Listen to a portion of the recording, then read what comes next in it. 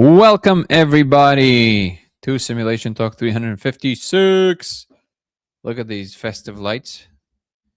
And my wife was so kind to put on my thing because I really wanted the tree behind me, but the tree's going to be over there. So I was like, I need something festive. So now my mic stand is festive. You're not going to get the last 15 seconds back. That's how life works. What is this? Oh, we have the. Oh, there we go. Well, welcome to Simulation Talk 356. Let's activate our Discord. Beautiful. Guru, how are you, brother? So good to see you. The stage is ready on Discord. Oh, yeah. Also, per advice by Ebony, I will be checking the OBS options. Let me actually put it on my calendar so I don't forget again. OBS setup for lives. And I'll make it high. The importance of the task. There we go. Everybody should get motion. I'm telling you, this thing is revolutionary. Okay. Guiding Light. How are you?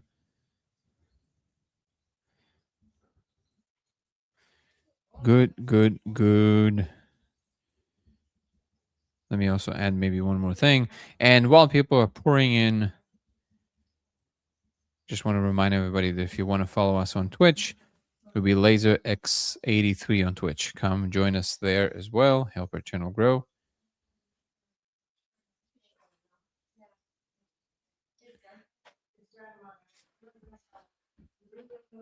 Which? What up? Oi. What happened here? What is he doing? Cosmo. Come. Cosmo, come.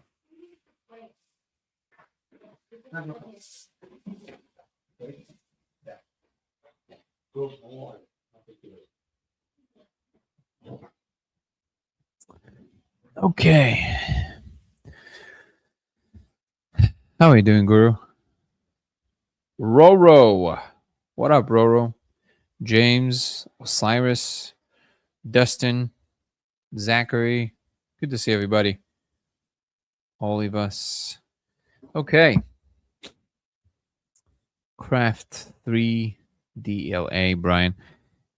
If you guys want to ask questions, I encourage questions from the perspective of the self, the human experience, what it's like to be you. Is it good? Is it bad? Why is it good? Is it bad? Hold on, let me see if is the volume okay? What do we sound like? I feel like it's way too powerful. There you go. That's better, right? That was way crazy noise, I feel like. There's interference. No? Yes? This is fine. This sounds good. All right. Yeah.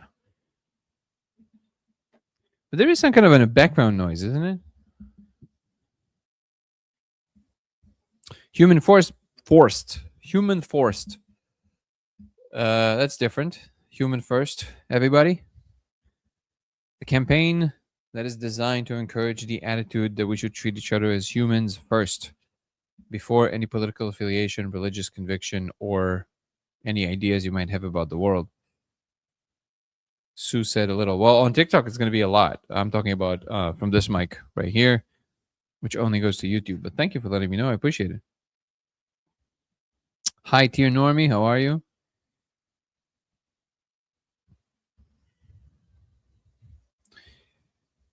And we have merch as such.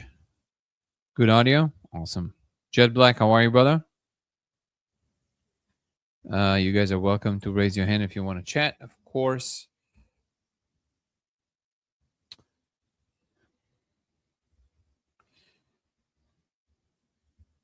Okay. Slowly people are coming in. If you guys want to ask a question, once again, please make it about from the perspective of the self. Who are you? Why do you care about the question you're asking about? You'll make the conversation a lot more fun. Adam, how are you? Sean, how are you? 1 second.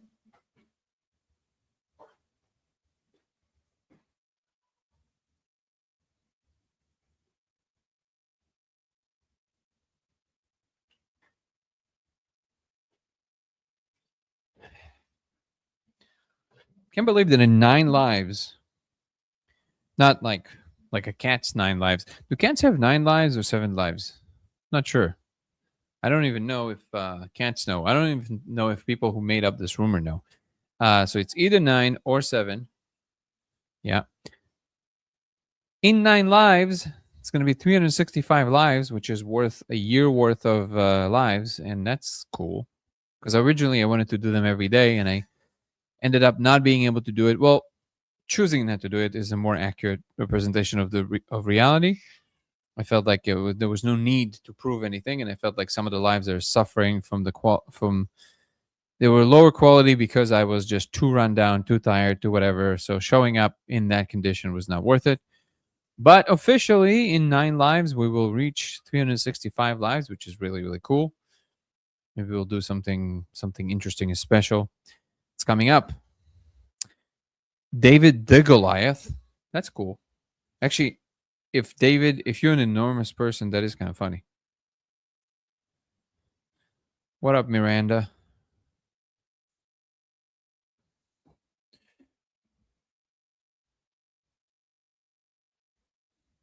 Adam, how are you? Newcon, Scorpio, user 44, Francisco Perez. Yoni, what up, brother? Good to see you. Hassan, that's you, brother. That's amazing. You want to come on and chat? You don't have to. Boom.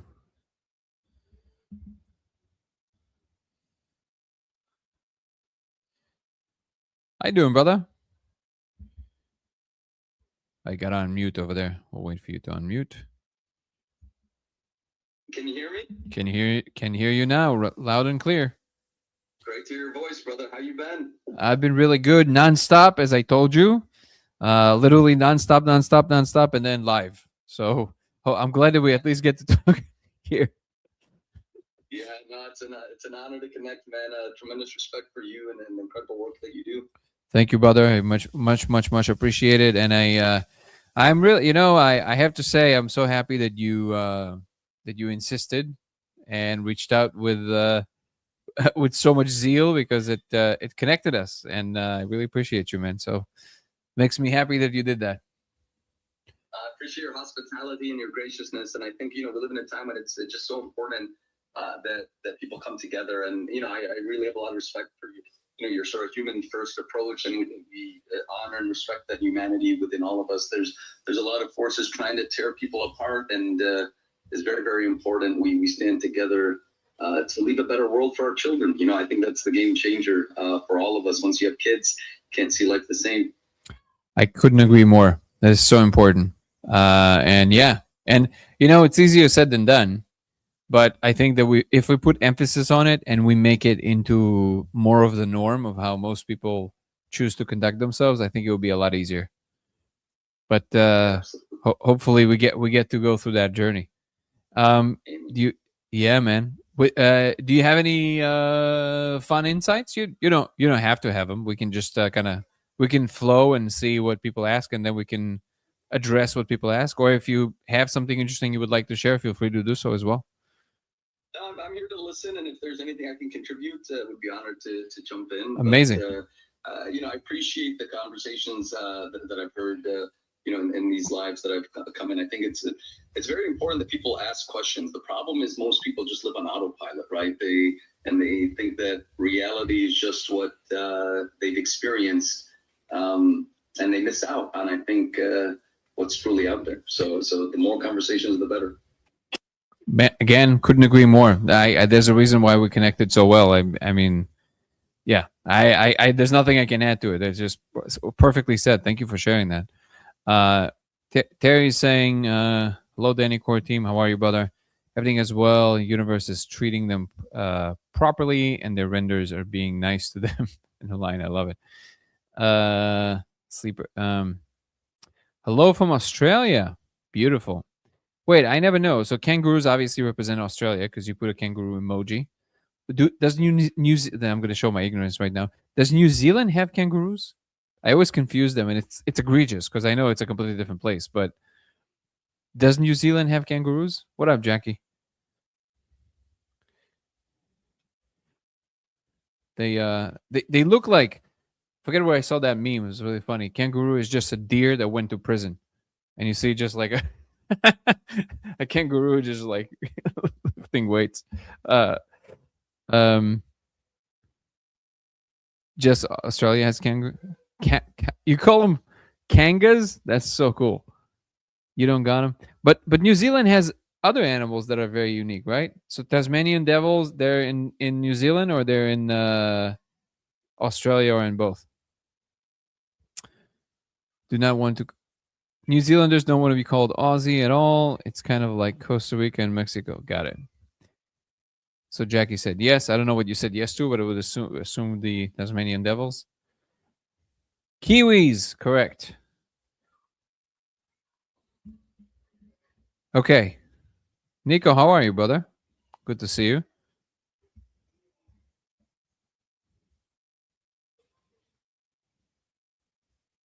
Wait, Jackie, you're not in New Zealand? You're in also Australia? It's the one place in the world. Well, no, not the one, but one of the places in the world I didn't get to visit, and I really want to go visit.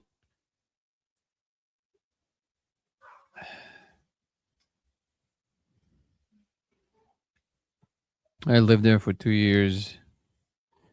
Hassan, do you know what the Kazirayev Mir is? Or I don't know if I'm pronouncing it correctly. What is it? What is it, Qatar? Kazirayev, I think. I'll find it right now. So basically, it's like I don't know if it's real or not. I mean, the thing is real. I don't know if it works, but the rumor goes that there's this thing that this Russian scientist invented called Kazirayev Mir. If you Google it, if you wiki it, it would say it's pseudoscience. So I don't know if it really works. But the reason I thought of this just now is because somebody came on the live one day and he said that he literally dropped out of school and he just like invested like $30,000 and just built one. He's like, it's actually not that easy to make. But he sounded completely normal, like a super normal guy. He's like, if you ever want to use it, come check it out. That's why I thought of it, because he's in Australia.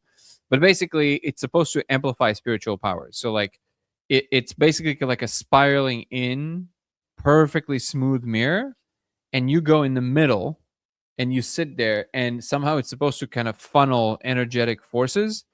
And it would be interesting to see if there's like any merit to it whatsoever. And it would be interesting to see the laser inside of it to see if it does anything. But here, I'll find it right now so you can. Kazirayev Mir? I'm misspelling it for sure. There it is. Kozyrev Mir. I'm Russian and I can't pronounce it. Okay, so there it is. Okay. So if you actually, let me find maybe kind of looks like, yeah, it's like a spiraling in. Well, this is the search, I guess. Let's see. Images. Yeah, they kind of look like, no, I thought there were more. I guess there's different kinds. Oh, there's a schematic of it.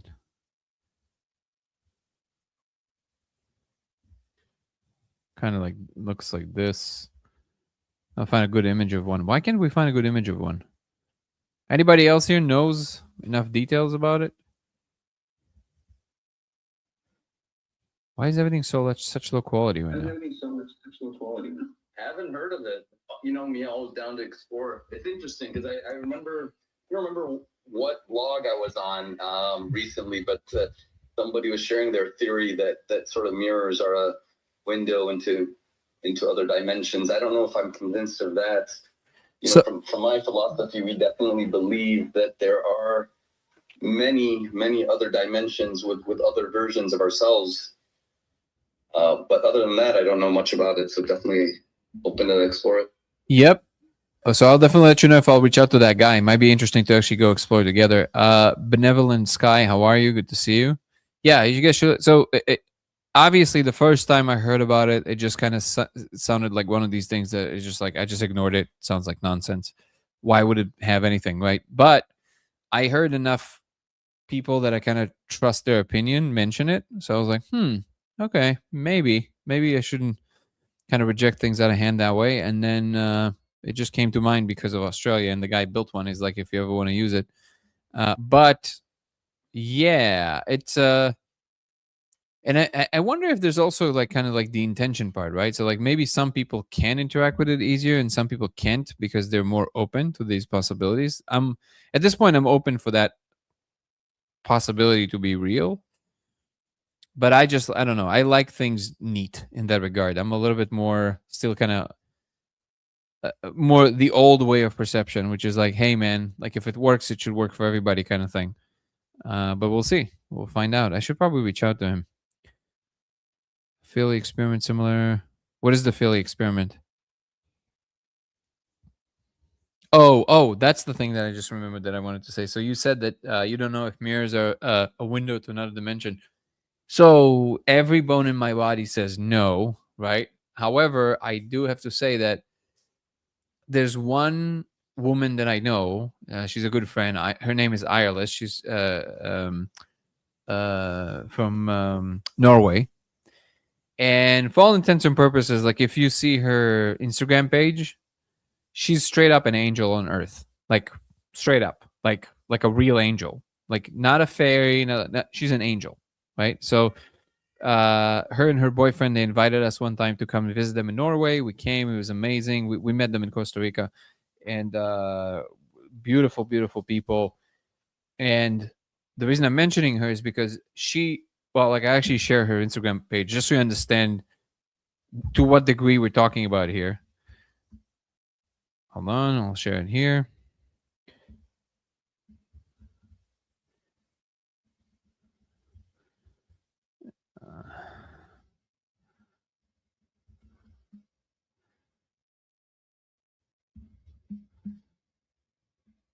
Hold on, I'll pull it up in a moment. I never remember how to spell her name correctly because it's so hard. Ireless. Hold on. Maybe Google will help me.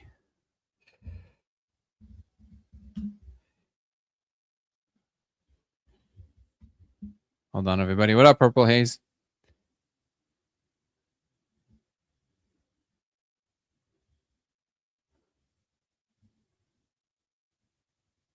Oh, there you go.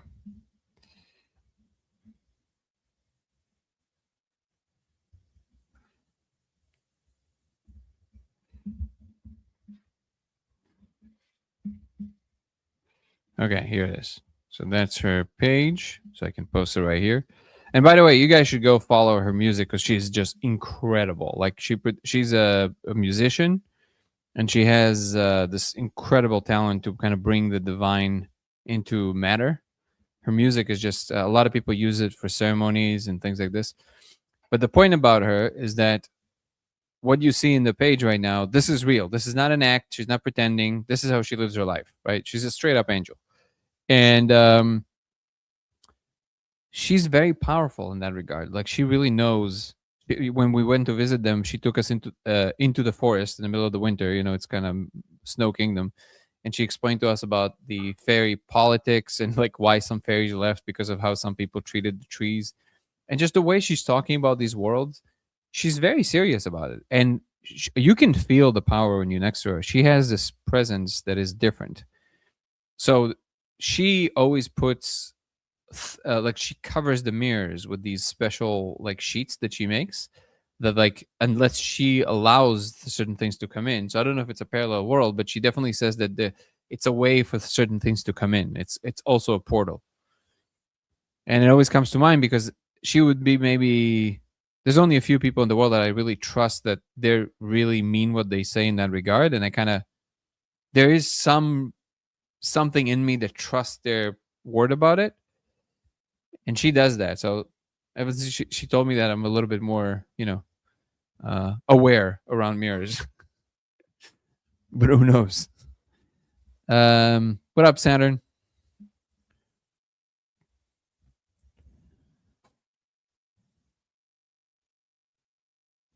Never do cleaning jobs. What are we talking about? Had to pass the pad feeling for the inside of mirror.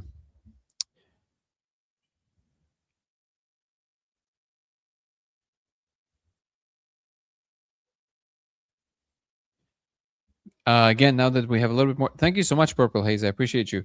We have a little bit more people. If you want to help our Twitch channel grow, please come join on Twitch by following LaserX83.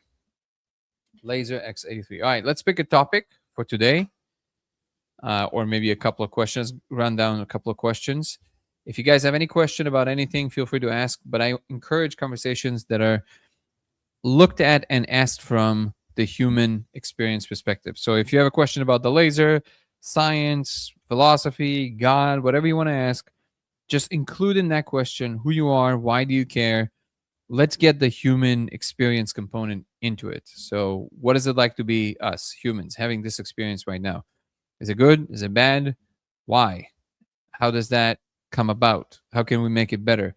Maybe we can talk about certain interactions with other people. Maybe we can talk about how certain situations or world events make you feel and why, and how we can actually move to a world where we A, make things better, and B, feel more in harmony with ourselves and everything that we do. So I know that maybe surface level, this sounds a little trite and kind of empty because it's just tropes that people post online.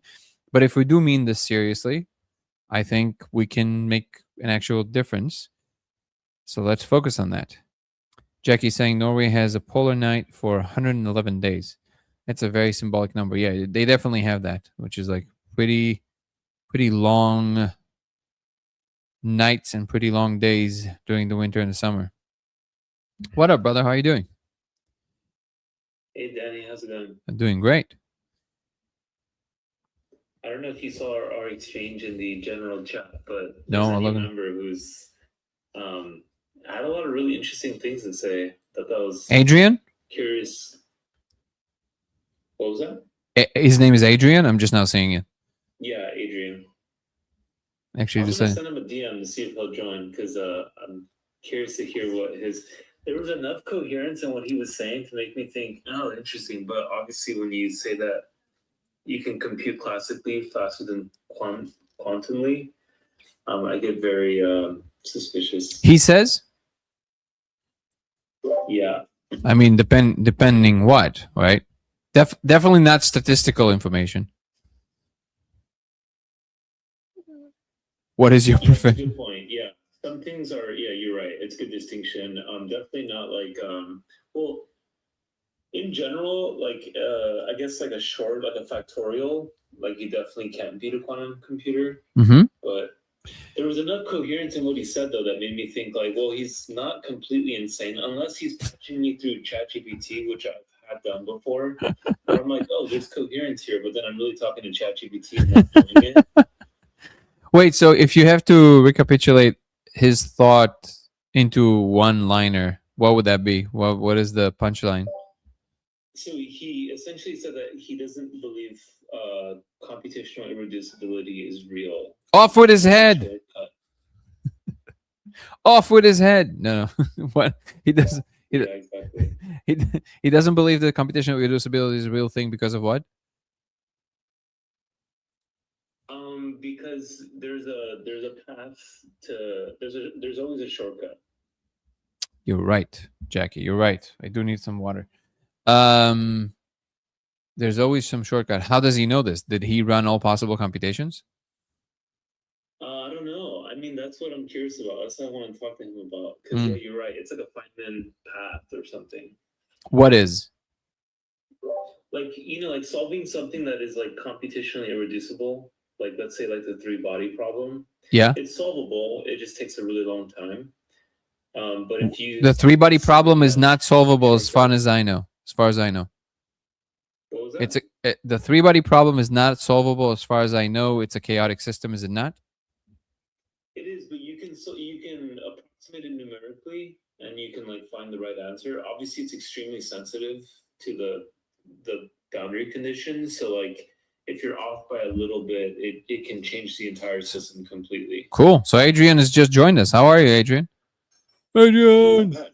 I'm doing amazing. here. Thank you for joining. Yeah. So you're right. The three-body problem is not actually solvable in its traditional terms because it doesn't actually have a valid starting point. Like it has a chaotic system that essentially is a problematic variable to begin with. Now, I've basically resolved that because I've redefined gravity as a exclusionary pressure principle rather than an attractor phase. And Say it again. Say it again. Say it again. that- Wait, say the last part again. Well, so basically, I've defined a new order of physics that is exclusionary principles. Okay. Similar to Pauli's exclusionary principle, but also on a macro scale. And gravity works a lot better redefined as a pressure variable for exclusion rather than a basis of attraction. And it makes the different orbits and the galaxy formation all make a lot more sense without dark matter. I basically just got done rendering a lot of the galaxies that we can observe, and they come out just the same. So just so people follow, to anybody who doesn't know, Pauli's exclusion principle basically states that no electrons can occupy all four quantum numbers. Did I remember that correctly?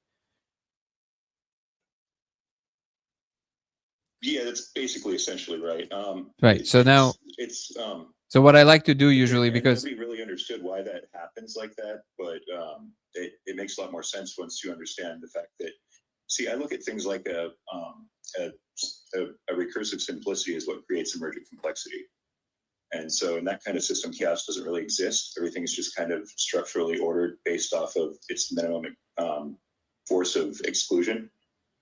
okay, so just for the sake of, because not everybody are so super technically minded in the chats, and this is for the audience. So Nico would understand exactly what you're saying because he's a scientist and he swims in these waters.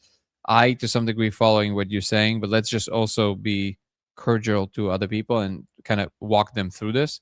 So if I hear you correctly, you're saying that, again,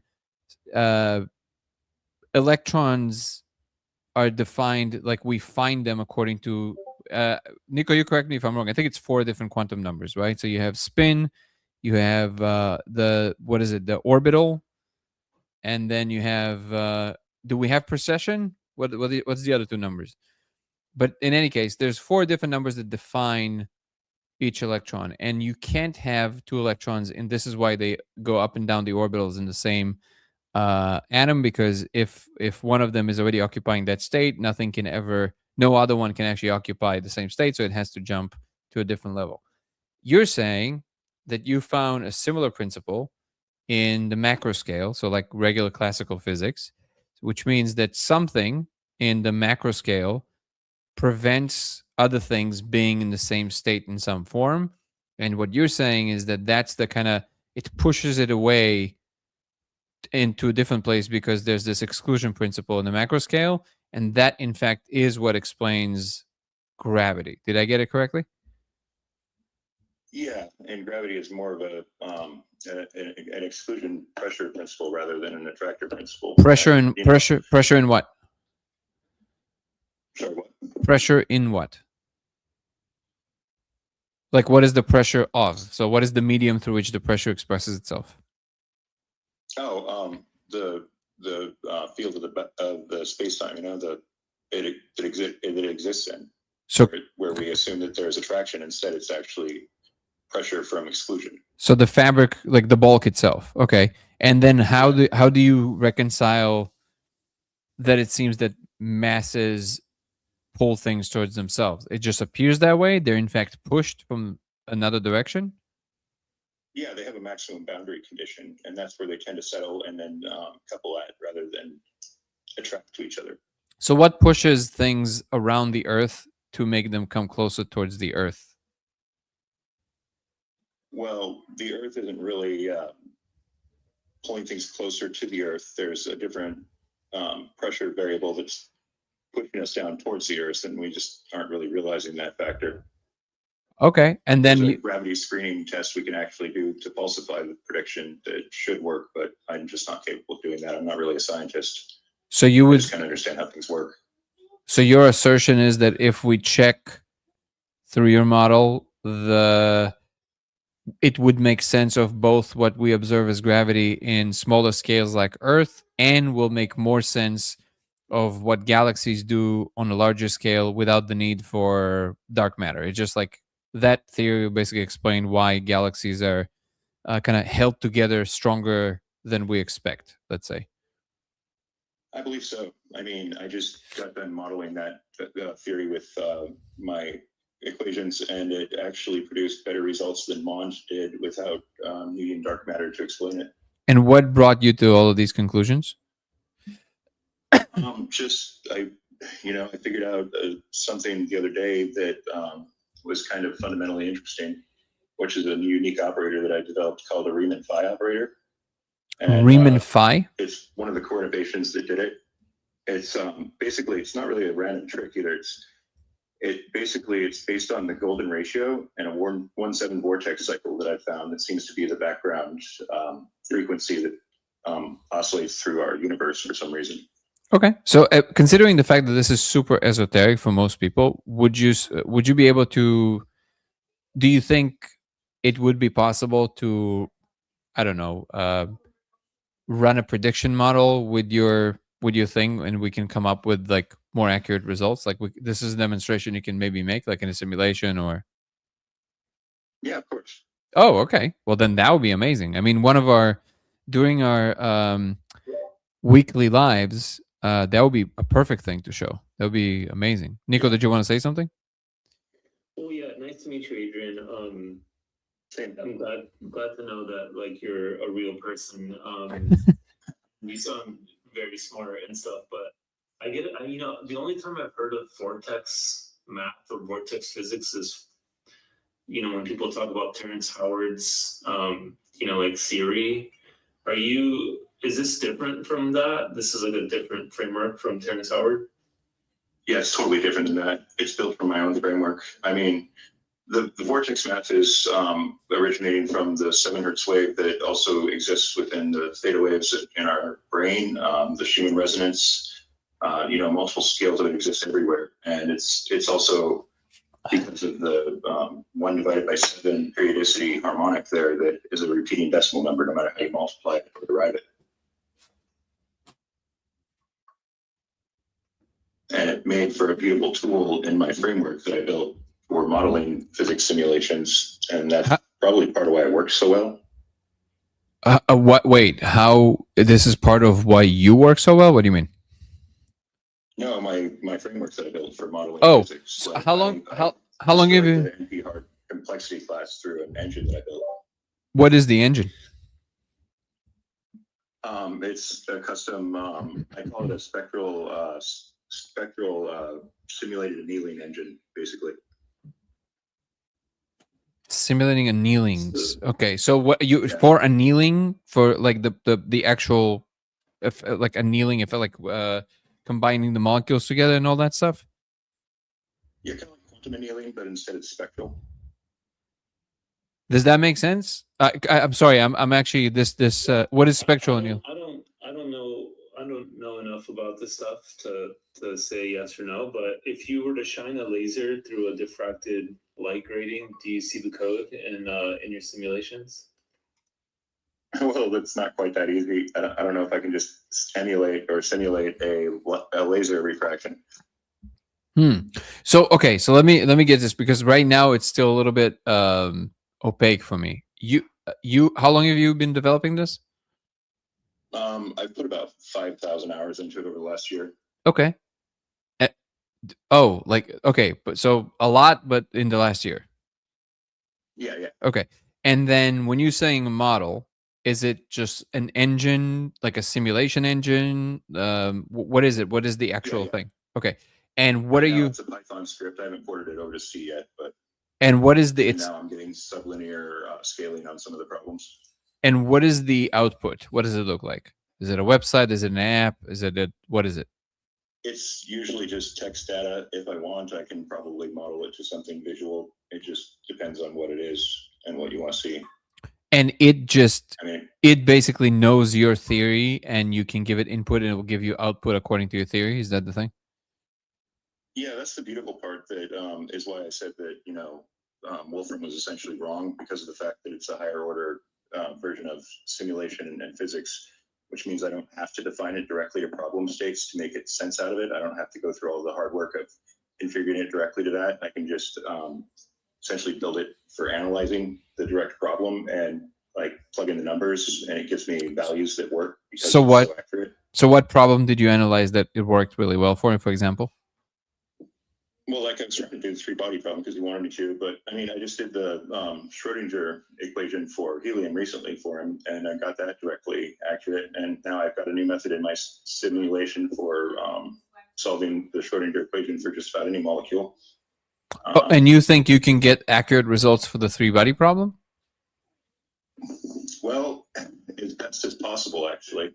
The problem is it's not really functionally possible. I can do it where there's close collisions, and then it's really easy to model. But the real problem is with the real three-body problem, the way it's defined, Time. there's not enough data that explains how to do it. If I reframe gravity as a pressure exclusion force, then I can actually get really good results. I don't know that the three-body problem suffers from a physicality issue. It suffers from a mathematics issue, as far as I know. So Exactly. right. So chaos is involved no matter what the forces are, as far as I remember. And there's if you run it long enough, as far as I know, it's not solvable in the sense of in an ultimate sense. So like even you run a simulation. Yeah, it breaks. You run a computer till the end of time, it won't be able to solve it. But okay. Well, I guess Because the chaos in it is directly the problem. Chaos isn't actually chaos. Chaos shouldn't exist. It's just a matter of us not understanding the emerging complexity of the recursion. I agree that the ultimate system must have some closure that knows the full thing, but for all intents and purposes, it might be outside of the scope of any even multiverse, to be quite honest. So like as far as I can tell, there's nothing truly weird if you're talking about the ultimate nature of reality, in the idea that maybe there's basically a system set up in such a way to surprise itself. So like, and I overheard Nico saying, and feel free to correct if he got it wrong, but he said that you don't believe in the computational irreducibility. And my question was, before you just jumped on, was how do you know? Did you run all possible computations? And obviously I'm just being a little facetious, but like what's your defense there? Like what makes you so confident that that's not a thing, aside from declaring it? Like aside from assertions, what is the justification? Because if computational irreducibility was real, then there's, for significantly complex systems, there's no real way to predict the outcomes of them. Yeah, but just because you can. Within my system. Oh, okay, got it. So I'm just going to keep repeating what you're saying to make sure that I'm getting it correctly.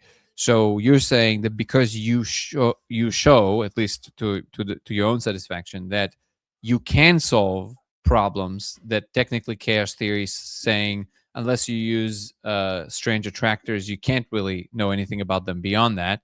You're saying, no, I'm finding solutions, which means that it's just wrong. The statement is just wrong because I found solutions that chaos theory states is impossible to find solutions to. Would that be an accurate representation of what you said? Yeah, and it means that fundamentally we're evaluating it wrong if there is actually chaos-like models. I mean, I can actually model a 1 million pendulum system with my engine, and it doesn't devolve into chaos. It actually resolves beautifully. I just posted graphs. I'm looking at them. The pendulum system and the three-body problem. But that's just a sine wave. That's just a sine wave of some. Pendulum? Like you mean like a tri-pendulum in series, right? Like, because solving a 3 pendulum in series is insanely difficult. Yeah, not in my system. It's not. I can solve 1 million no problem very quickly. Can you show it in real time? Not even an issue. Can you show it to us in real time? I don't know about real time, but I mean, I can record a video of it working. Oh, that would be amazing. That would be. I mean, surely, like if you can show this is. I mean, you're going to change the world. Yeah, I mean, you'd have to wait a little bit. I'd have to actually design the Python file and run it on my local system. Right now, I'm working off my tablet, so it's kind of a pain in the ass. But Nico can solve that with some compute. Can you, Nico? A 200 pendulum. I'm looking at the no, I mean, No. I mean, you can solve the. I'm No. just Hold on. three I'm buttons saying, on. I'm saying you can solve it Beautiful, with the. isn't it? Hold on. Let's slow down for 1 second.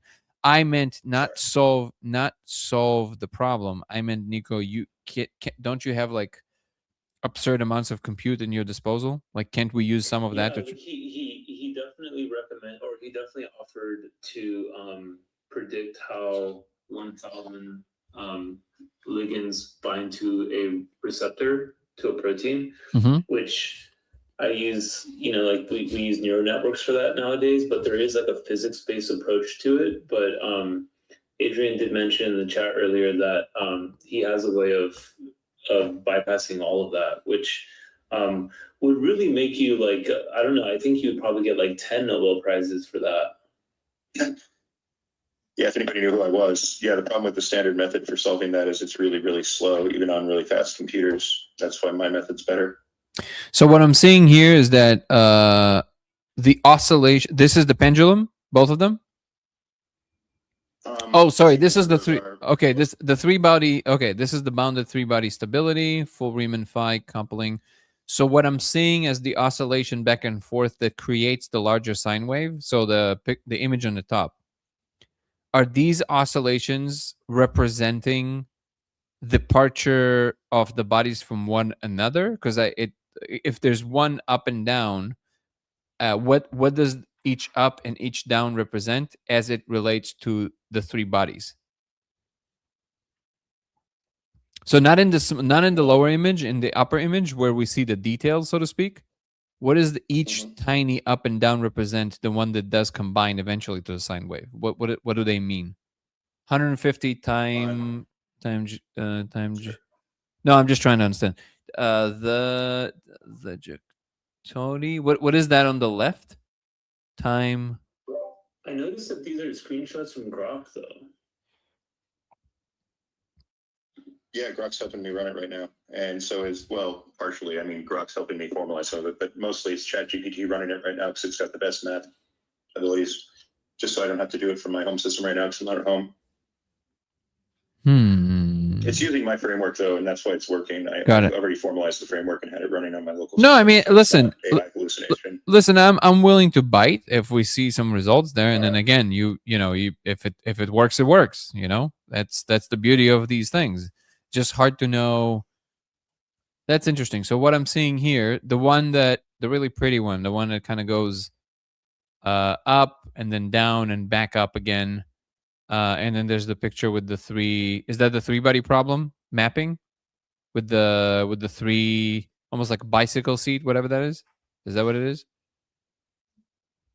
Oh, and the very last one? Yeah. Yeah, I believe so. Hold on, I'll double check which plot that is. That one's not labeled, so. Saturn saying this is joking up. Hey, Saturn, you're welcome to come and voice your opinion. If you well, some of the problems that I have is like the words on the axes, because the AI hallucinates and doesn't really write words correctly. So like some of the variables in the axes are just like some type of cryptic AI hallucination. So I mean the plots look cool as hell, right? Like show these plots and I'm like, yeah, this is sick. But like, if it's just AI, I mean AI, you can tell AI anything and AI will give you an output, right? I mean, to an extent, yes, but the output won't make sense unless it's basing it off something that makes sense. So that's what we ask. So variable is yeah. Vehicular. Is that Russian? Vehicular. Yeah. So that's what we're saying. That for us currently. Yeah. So for us currently. Okay. So that's what I'm asking you. What does that represent? On the top graph. The very last image? No. Let's go to the one I asked about, which is the one where you have the sine wave on the bottom and another sine wave on the top. But it's titled Bounded Three Body Stability, Full Riemann-Phi Coupling. That one. Oh, that one. Okay. 1 second. I will let you know shortly.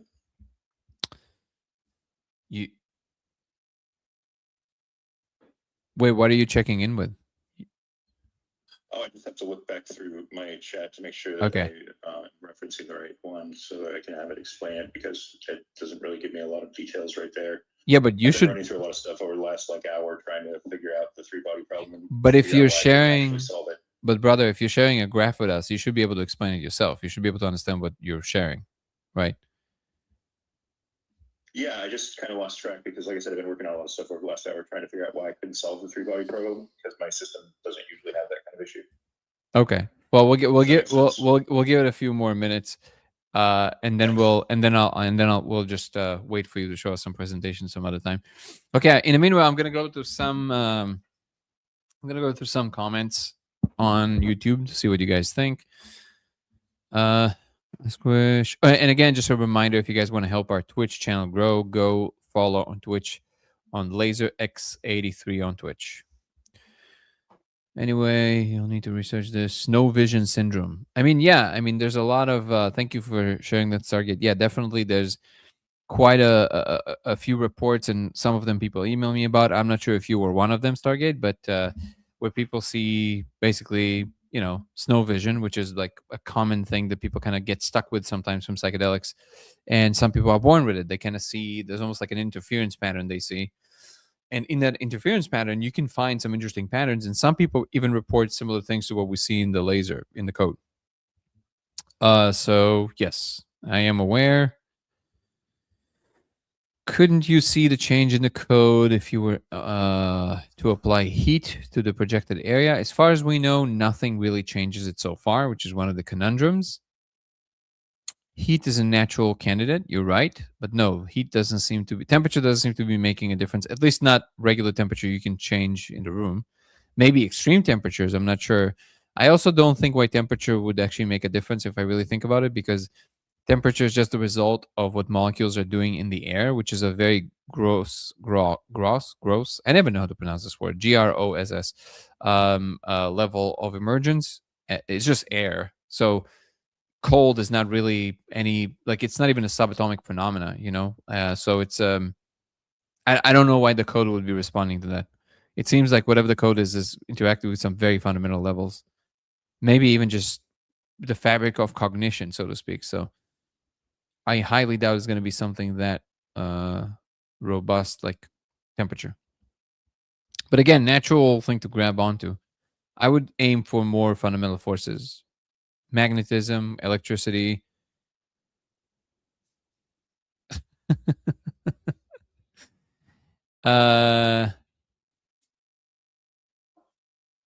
Snow vision there. Naming it, but yeah, years ago. Yeah. Okay, so we commented on this. You tried it in the air.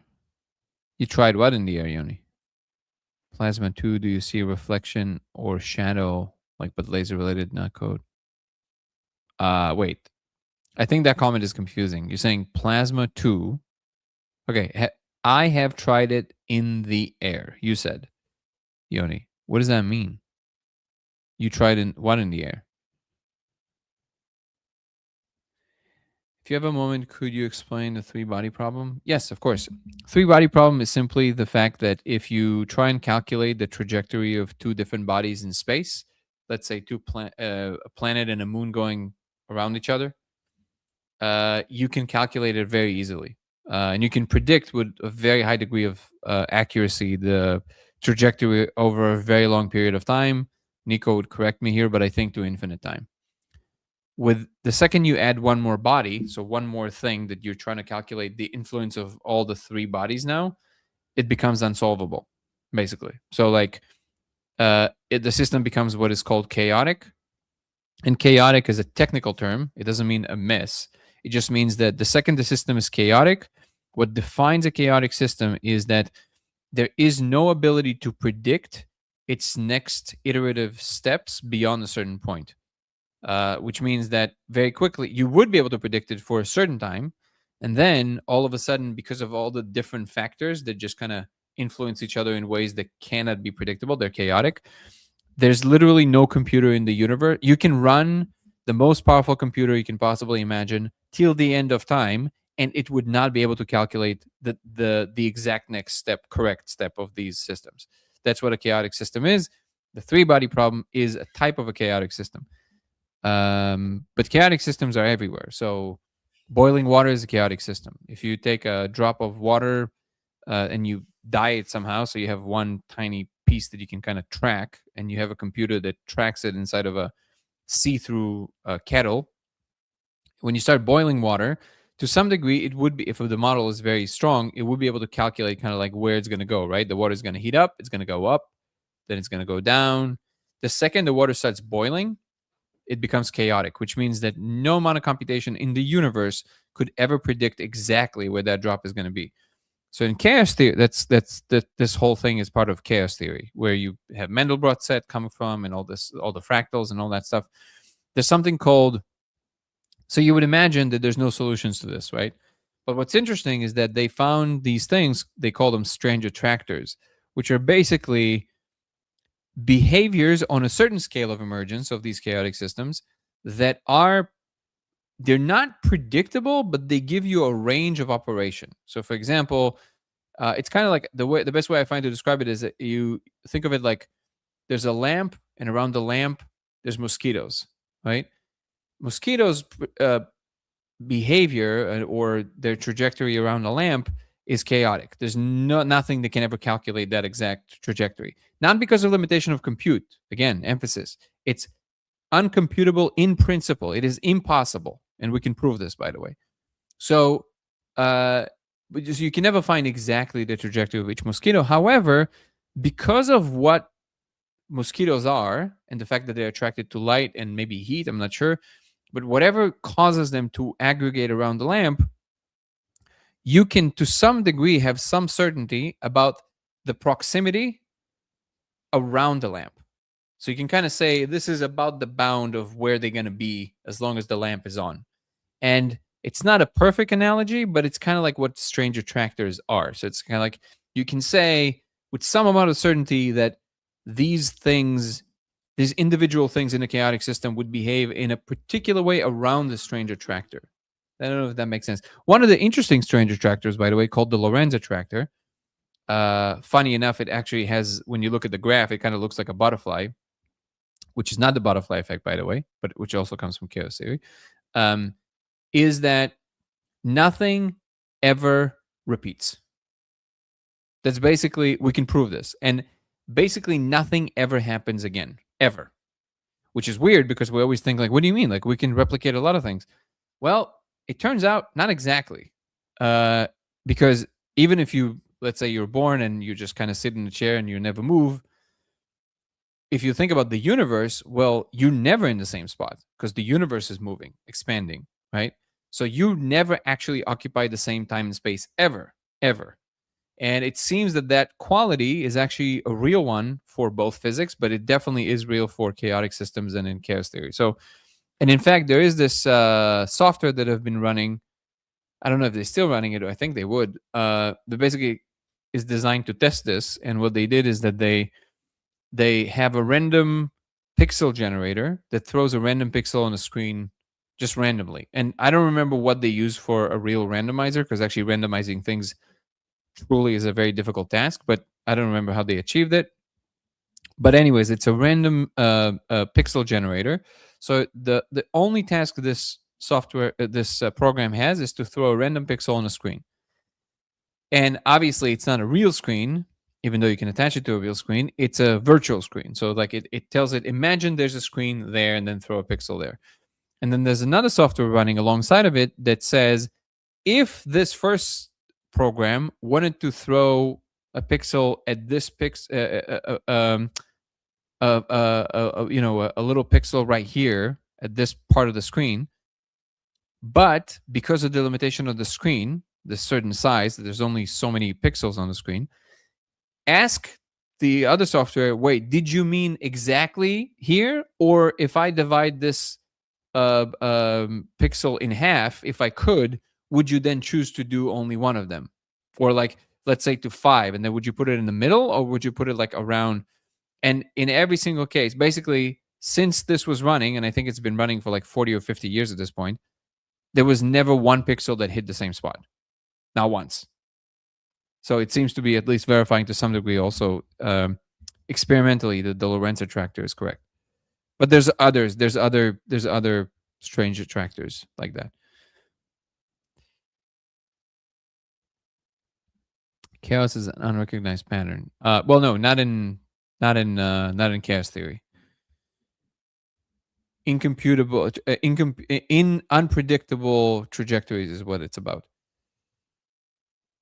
Unpredictable behavior, more accurate representation. I hope this answers your question. Love Lawrence. Ooh, Korean fried chicken. That sounds pretty good.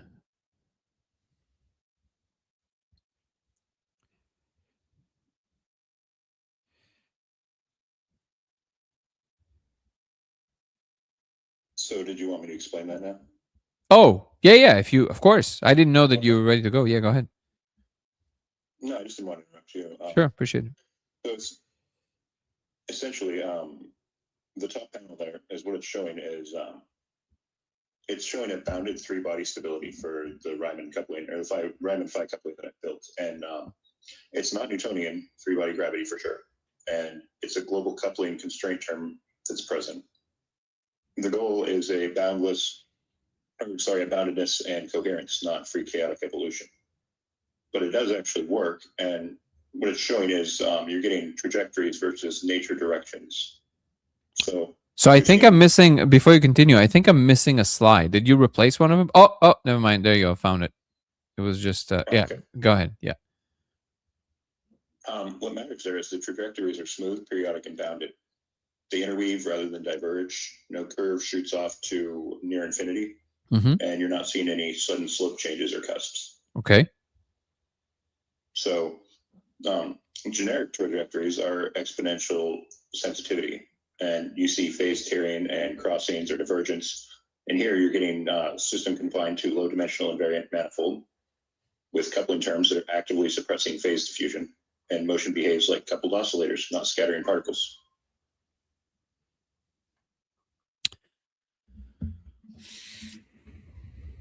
How does this solve the 3-body problem? Well, it doesn't traditionally if you try and actually account for gravity the way it is. And like you said, it creates a strange attractor. The problem is strange attractors are a little bit of the issue there. But if you're saying there's no chaos, then what is the need for why is the need for strange attractor? Or are you saying that what we think of chaos is not actual chaos? Is that what you're saying? Yeah, in some systems, the strange attractors are there. So chaos theory actually claims that in deterministic systems with certain properties, nonlinearity, sensitivity, stretching and folding, long-term prediction becomes impossible, right? Mm-hmm. So it's conditional, not universal. Now, they exist specifically in the classic systems because local exponential divergence is causing problems, and global confinement is there, and stretching and folding. So they have to create a strange attractor to be able to explain why it happens. And my framework explicitly, it causes, it breaks one of the necessary ingredients for chaos. Specifically, I'm suppressing stretching modes. The instability is not allowed to grow unchecked. The deviations trigger restoring responses, and it's retaining boundedness. It's retaining oscillation, and it's retaining complexity. So okay, so now solves what they needed a strange attractor for, which I think is kind of important.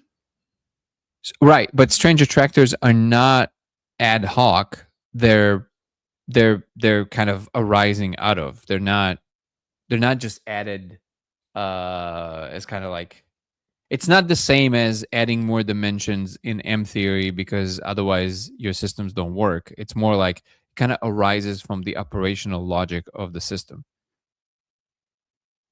So I guess let me ask then the question that I asked, because I don't know what the word on the left means, and I understand that it's just ChatGPT kind of messing it up. But what is that? What is the 0 to 150 on the vertical on top? Probably just the scale of it. I really don't know exactly what those numbers are for. But well, it's amplitude. Well, it has to be amplitude of something because it's a sine wave, and you have time and amplitude.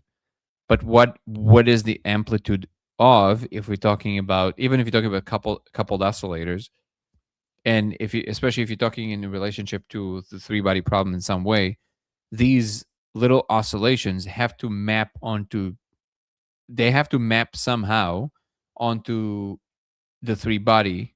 And maybe it's too fine for us to see, but is every jump representing a distance from the first body to the second body, and then the second body to the third body, and the third body to the first body, that kind of thing? Or what is the thing that's happening there? No, that shouldn't be accurate. So each colored curve is corresponding to 1 degree of freedom or projection of the three bodies. And the x-axis is giving you effectively time and evolution index. The y-axis is a coordinate or reduced phase variable. I'm not sure that I'm following. Sorry. Nico, does that make sense to you? The last part that you just said?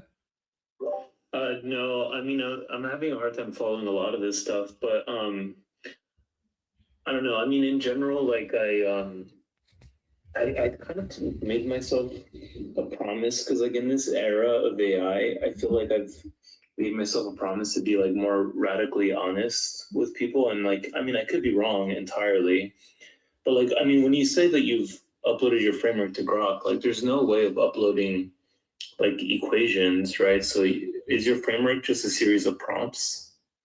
No. It's almost How did you just have by, Grok upload a- you can upload files to Grok. Yeah, it's Python. Okay, so you uploaded a Python file and you said execute, use this, because Grok can't run Python, right?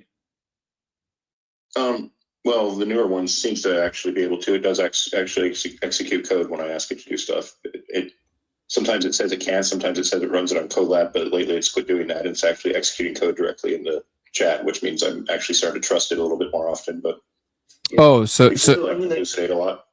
I mean, like, you could be onto something really big. I mean, I don't know enough about this stuff, but at the same time, like, I always go by the rule where, like, if you think you've made a breakthrough that is worthy of hundreds of Nobel Prizes at once, and like like, I tend to kind of like take a step back at that point and like really dissect what I'm doing. And this is more common because, like, in the era of AI, where I think we have access to a lot of intelligence, and so a lot of dots can be connected, and you know, whereas I think in the past, this is, you know, we don't have the computational power to really like see ideas through. But I tend to kind of fall on the more conservative side, and whenever something is like breaking physics, I take a step back and say, okay, what am I doing wrong, right? So I don't know enough to like give you criticism, but I am generally skeptical of anything AI produces, and I've definitely seen a lot of stuff that AI can do, and it's boundless in my opinion. It can give you coherence from the most incoherent prompt. yeah, so task, one thing to recognize is that task hallucination is now very well documented. So the possibilities here are as follows. First of all, if you're saying sometimes it does, sometimes it doesn't, that already is like very problematic. But if they, let's say they added the function of running Python now in recent ones, so it, at that point, it should always run it just because it's a thing it does. But if you're saying that it does, cool. So there's another possibility here that actually it just hallucinates it doing that, and it's just producing a random image. That's also a possibility. So the only way for you to really know is if we take a problem we know the answer to, and we use your model to run and see if it comes up with the same answer. At least so we know it can track real things that we know about. Would you agree with that? So, yeah, and I agree with that. I mean, I've run it locally actually on problems too. I've solved like color and graph problems, a million nodes in 22 minutes. And that's not even like with GPU parallelization or C porting. That's directly in Python still. So no, but what did it solve? What did you just say? Multicolored graph problems. Like, but even a there simple are problems for graph coloring. what is the kind of problem that your model specializes in, is the best at? What is the family of problems? Physics. Any like just Anything. okay. Yeah. Well, why can we ask it about something simple that like that we just know the answer to? If the ball starts at Yeah, of X course. and it's moving at this speed and it's arriving at Y after this many steps, how many steps it traveled? and then maybe we can ask it for a derivative, which is a simple task, right? Yeah, we can do something really easy like that, but that's almost kind of pointless for it. But Well, no, it's not we pointless. could It's check not that all point. up. It's not pointless because you get to check if the model actually understands what's going on, or is it because when you get to the more extravagant stuff, yeah, because it gets to the more extravagant stuff, it's also hard to track because we don't really know the answers to it, especially with things that we're saying there's no answers to in general. So to be fair, normally the problem with AI right now is that it tends to hallucinate when it doesn't know something specifically as an engagement tactic. But as long as you give it proper constraints and basis to run off of to ask it the things you're asking it, then it usually does tell you the truth. Well, but like to solve a problem using Python, you need to write the equations for that problem, right? But Mhm. if you're using an LLM, then you can ask it like a very simple problem. But like setting up a problem from scratch in Python is not easy, right? Like even the three-body problem, it's not like something you do. Now, if you ask ChatGPT to set it up and run it, like it can do it insanely fast. But are we talking about testing it through Grok? Because I'm confident Grok can solve a lot of problems, or at least give a lot of outputs. But I'm more curious about like what's in the Python script, right? Like, is there something really groundbreaking in that Python script? There is, for one, the new operator that I found that I'm calling the Riemann-Phi operator there is directly, it's really unique. It's, so here, let me write it out in chat so you can actually have it, so you can see what I mean. But what it does is it's using the golden ratio to the power of 4 and divided by 7, and that turns out to be the fine structure constant, oddly enough. And that The fine structure constant is 1/137. Mhm. Not 1/7. No. You multiply, the golden ratio to the power of 4, and then divide that by 7, and you end up with the fine structure constant. Golden And I'm using that ratio. with a drift correction for. Wait, say it again. Say it again. Say it again. And Say it again. Golden ratio multiply by 4. no, to the power of 4. To the power of 4, and then what? And divide by 7. And yeah, I believe that should be right. Is this the same as the fine structure constant? Which should be 137 something. 1/137, not 137 something. Sorry, you know. Well, there's a big difference because people like Robert Grant are resting on the number 137 being something when it isn't. 1 divided by 137 is nowhere near the number 137. So it just tells me. Actually, let me just ask ChatGPT, see if it hallucinates anything here. Okay, so let's go to my good old physics chat. Okay. I mean, I'm still learning a lot of this, but I might be quoting exactly how. That's the issue. No, the short answer is no. The fine structure constant A is dimensionless coupling 1/137.036, which equals to 0.007297 continues. The golden ratio is 1 plus square root of 5 divided by 2 equals to 1.618034.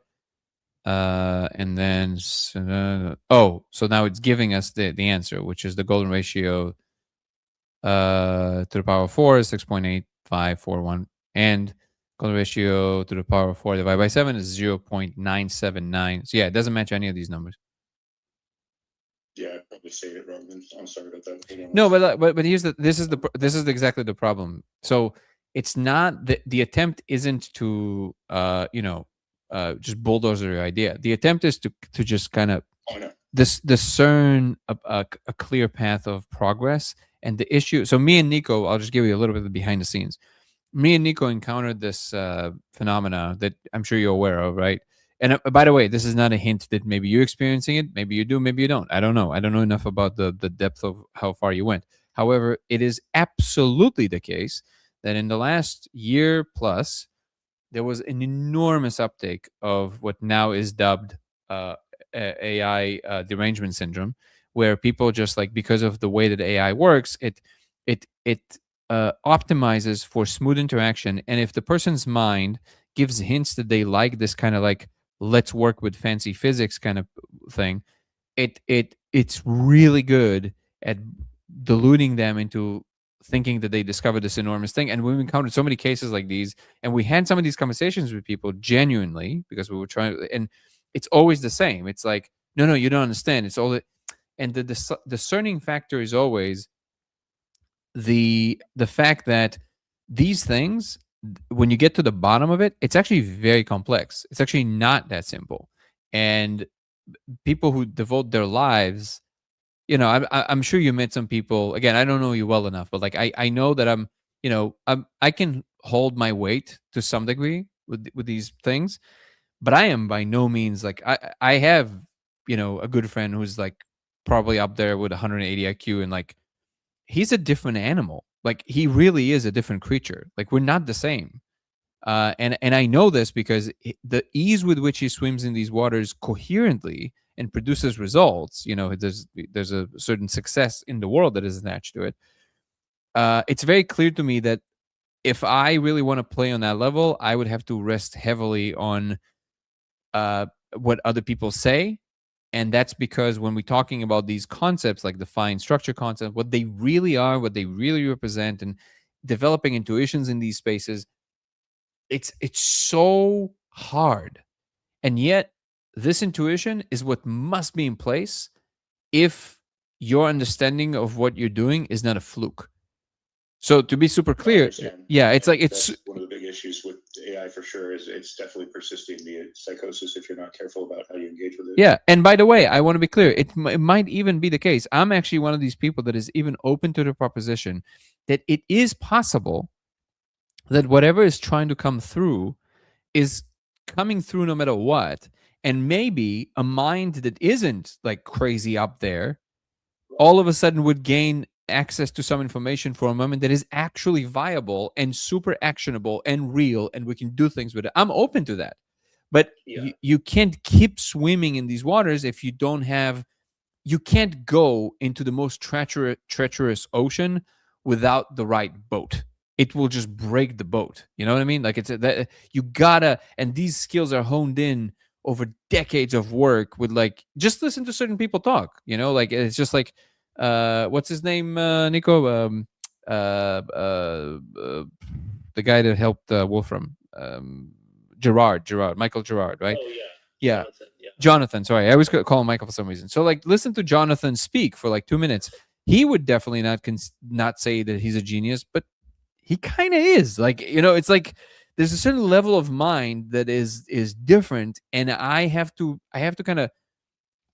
allow myself to just trust when well-intentioned, really smart people saying things, because I know they tried their best and they are competing with other people who are the best. So could you come up with something here that is actually groundbreaking? Maybe, but then it's gotta have to be more than I spoke to one of the AIs and they told me so because these graphs.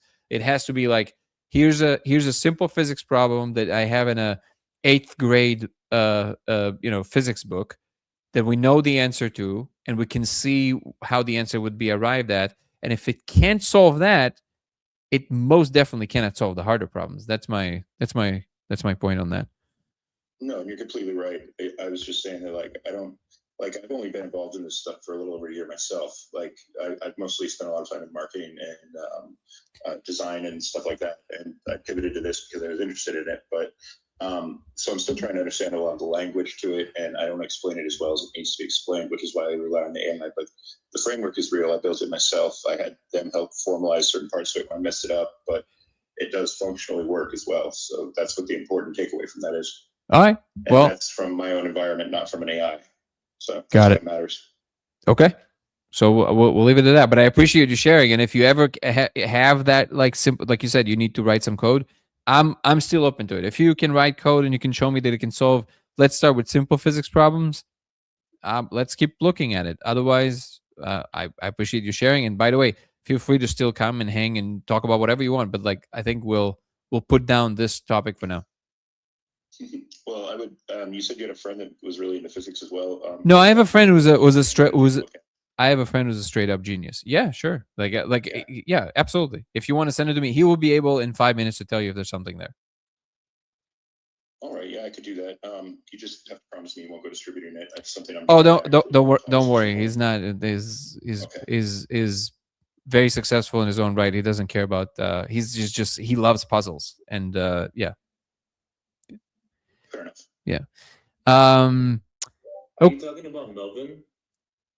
No, talking I about thought Melvin's a genius. Elvis is definitely up there. No, talking about Tony Antonio. There's an episode of him on my channel. Antonio Mullins. If you go to Dango Thoughts, watch the conversation with Antonio Mullins, and I don't know if it's he would say this is the best representation of his thoughts because we were like after a very crazy festival of 4 days when we recorded this. But he's definitely one of these people that I told you about him once. But he's literally like just like when he was just working on his masters, he developed this crazy technology that this enormous company bought for their own use, and then MIT basically paid him to come finish his PhD there. Not like they paid him a professor's paycheck to finish his PhD there, and started from medical school, then became I think biomechanical engineer, and then he went into mathematics and became taught himself applied math, and now he has a startup, but he worked on so many different. He led the team that build the modern version of the Netflix algorithm. So he was one of the head execs in Netflix as well for a little while. Incredible mind, and he's. Nice. I'll check out the pod. That's in the Dango Thoughts, right? Yeah. I mean, again, it's just his the repertoire of things that he's done. It is impossible to talk to him and not feel stupid. It's just like impossible. Like he knows so much. It's crazy. Like whenever I talk to him about like the stuff that I do, like the level of detail and analysis that immediately comes into play, because he also he started from medical school, so like from biology to physics to math to actual like building these things and how they work, and just this trivial knowledge. So just trivia is just absurd knowledge in history and art and like everything. And it's just like he can zoom in on any problem and like, okay, I know how he can break down to the finest details like a neuroscientist, like how the cones in the eye work and what all the networks do and all that stuff. But he also knows the physics and he also knows the math, and he also has these like creative, like it's just like the level of thinking is just bananas, like, and it's so clear, and exemplified by the fact that he was so successful in life, just like in pretty much everything. Yeah, like that. Just there's not a lot of people. He's definitely uncomfortable with it when I say that, but this is the person that I always refer to, like, when you meet a real genius, you kind of understand what's up. Like you really understand how far this thing goes and like what the difference is in levels of thinking. Is he a materialist? No, I don't think he defines himself as anything. If anything, I'm really trying to kind of cajole him to do more around core, but it's very difficult because there's certain threshold that you have to kind of clear for him to get really interested. I mean, he's interested because I do it and we're really good friends, but other than that, for him, there's certain thresholds that he says were not crossed for him to actually take this more seriously. But I think we'll get there. I think it's just a matter of time before we have enough information to kind of lock on there. I wouldn't say he's a materialist. I don't think he's anything. I think he just looks from the most naked perspective at every single problem. He never really defines his position until a problem arises. That's how he approaches everything, it seems. Because all of them are tools, and he uses frameworks as tools. If he's an engineer, both software engineer and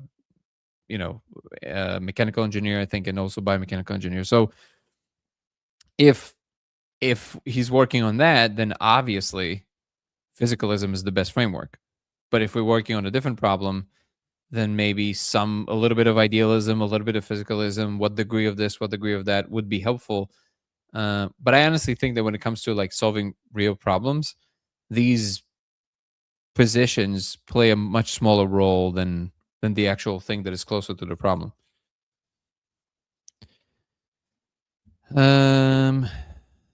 Okay. What is happening? Trump Magic saying, "Hello, sir. Very sorry to bother you.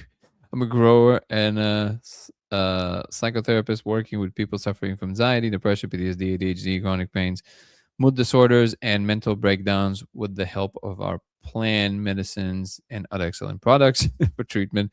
With no disrespect intended, I was kind of wondering if you'll be interested in some of our products. Click below." So this is not a good place to advertise, as I don't think it is disrespect, and people are welcome to click, of course. But yeah, this is definitely not a place to advertise because that's not what we do here. And if this is something that people don't feel like, pass overshadows their enjoyment of the space, you're welcome to talk to people, and if they're interested in your products, by all means. But I'm definitely not going to be just advertising products. But I appreciate you coming on.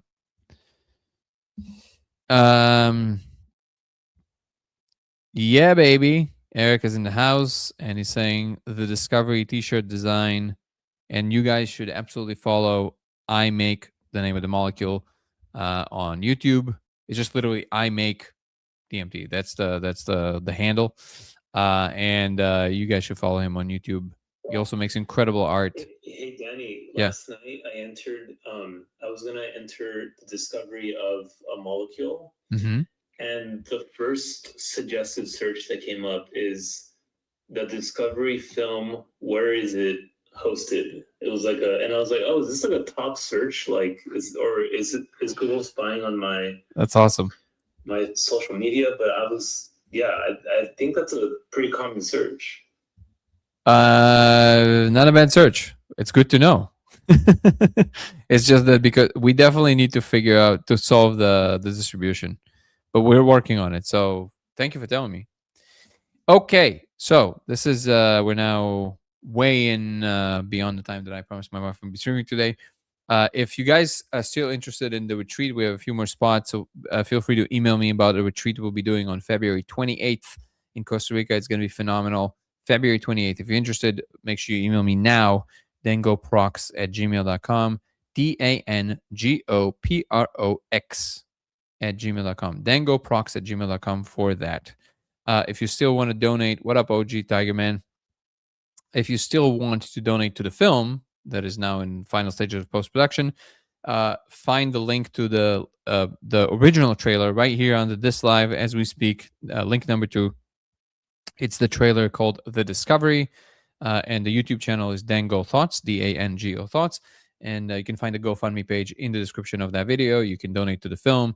Any donation is received with gratitude. However, if you donate over $1,000, you will automatically be placed on a list of people who would all see the movie for the first time ever.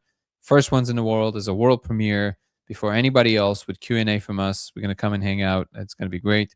And if not, yeah, Eric. And make sure that you, of course, notify us via email, but we'll see it.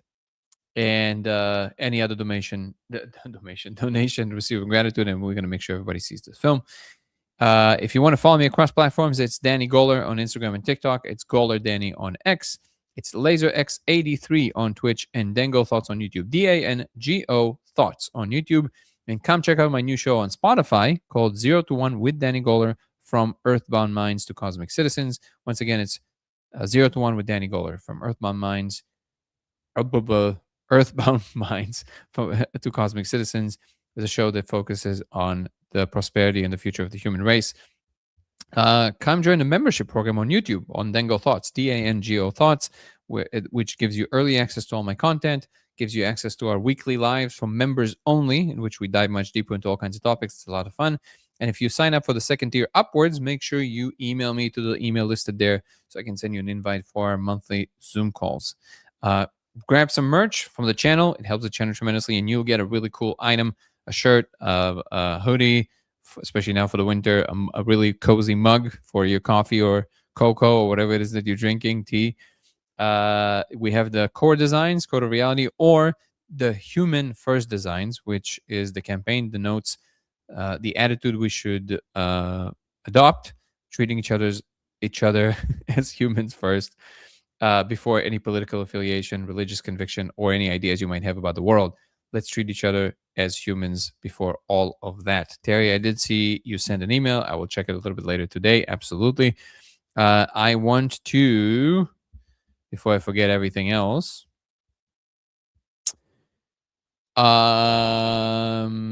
yes, if you want to know more about the laser and all this good stuff, the protocol, you can go to codeofreality.com. Again, it's codeofreality.com. And that's where you can find the laser and the protocols and everything else. And if you want to share your experiences with the laser or see other people's experiences, go to veilbreak.ai, veilbreak.ai, and you can share your experiments there. It's a special tool built by Carmelo and led by Carter, my partner in Code of Reality. It's an incredible tool that you guys can use to actually share these experiences. I don't know what this was, but it's something I did. And last but not least, please come join our Discord community of like-minded people that are sharing these ideas all over the place. It's a lot of fun, and we have a lot of these discussions you just heard. You can find the link to our Discord community both on YouTube on the main page, third link from the top, and on TikTok in the link tree in the description. I'm very excited because these links finally work. So if you tried it before and it didn't work, it's going to work now. We solved that problem thanks to Ghost. Click the link in the link tree. It's the first link on TikTok, and it's the third link on YouTube. I want to thank our incredible moderator, Guru. Brother, you're the man. On YouTube and Discord. Without you, this would be very, very difficult. Thank you so much for always being here. Thank you so much for always being on top of it. If you didn't yet like the live, please like the live, subscribe, share. It really helps the channel. And if you want to follow on Twitch, I'm emphasizing it's LaserX83 on Twitch. I want to thank our incredible guests, Nico and Ghost and Adrian. Thank you so much for coming and sharing your ideas. Hassan, who had to leave, but love you, brother. You're awesome. Thank you so much for coming. And I want to thank Aaron Venden, the director of the film. You guys are gonna love him. When you see the film, you'll be like, "Oh my god!" Truly, this movie just blows my mind every time I watch it. And I know, what it's about, but still. And our incredible producer, Chris Paris, who's also editing on this film. They're just incredible creators.